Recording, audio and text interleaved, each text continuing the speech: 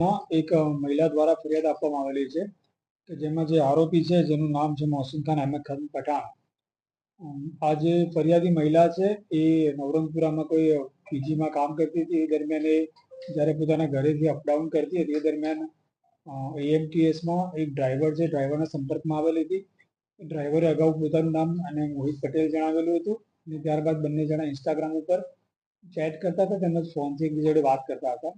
અને જે આરોપી છે અને પોતે અપરિણિત છે એવું જણાવેલું હતું ને ત્યારબાદ જે ફરિયાદી જોડે અવારનવાર ફોનમાં વાતચીત કરતો હતો, ઇન્સ્ટાગ્રામથી વાતચીત કરેલી હતી અને બંને અગાઉ ઘણી બધી હોટલોમાં ગયેલા હતા અને ત્યાં આગળ જે આરોપીએ પોતાની સાથે જે લગ્ન કરશે એવું કહીને જે મહિલા છે જોડે શરીર સંબંધ બાંધેલા હતા. ત્યારબાદ જે ફરિયાદી મહિલા છે એને આ બાબતે શક જતા એણે જે આરોપી છે આરોપીનો ફોન ચેક કર્યો, એમાંથી એની જે બહેન છે એનો નંબર મળેલો હતો અને એની બહેનને ફોન કરીને જ્યારે પૂછ્યું ત્યારે ખબર પડી કે જ્યાં પોતાને મોહિત પટેલ નામ જણાવી રહેલો છે તેનું ઓરિજિનલ નામ મોહસિન ખાન અહેમદ ખાન પઠાણ છે અને તે પોતે પરિણીત છે અને તેને 3 બાળકો છે.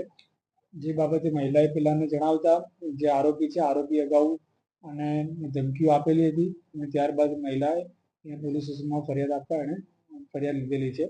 અગાઉ આ લોકો જ્યારે પણ હોટલમાં જતા હતા ત્યારે પણ જે આરોપી છે આરોપી પોતાનું મોહિત પટેલના નામનું આધાર કાર્ડ આપતો હતો અને યુઝ કરતો હતો.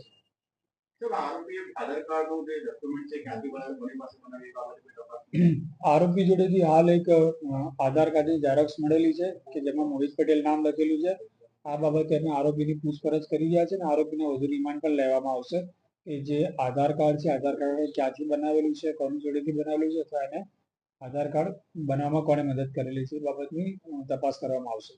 આરોપી આ પ્રથમ એવી મહિલા સાથે આ પ્રકારનું વર્તન કર્યું અગાઉ પણ એ લોકોએ નીકળી જતી. હાલ આરોપીની અમે જેટલી પણ પૂછપરછ કરી છે અને એના ફોન રેકોર્ડ જોયા છે એમાં માત્ર એક મહિલાનું જે જાણવા મળેલું છે. વધુ પૂછપરછ અને રિમાન્ડ દરમિયાન કરીશું.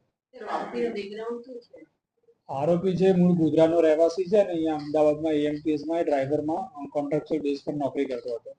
કેટલા સમયથી સર નોકરી કરતો હતો અને આ બંનેનો પરિચય થયો એ પછી એને શું કહીને હોટલમાં લઈ ગયો?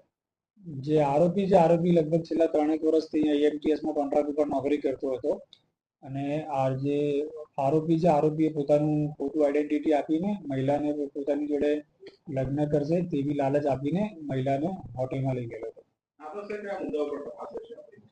આગળ આરોપીનું એની જે આધાર કાર્ડ બનાવેલું છે આધાર કાર્ડ બનાવવાને કોની મદદ કરેલી છે, એની જોડે આ સિવાય અન્ય કોઈ નામના આધાર કાર્ડ છે કે કેમ, એના કોઈ અન્ય એને સોશિયલ મીડિયા એકાઉન્ટ બનાવેલા છે કે કેમ અને અગાઉ એ સિવાય અન્ય કોઈ યુવતીઓને આવી રીતના ભરાવેલી છે કેમ એ તમામ મુદ્દાની એની તપાસ કરવામાં આવશે.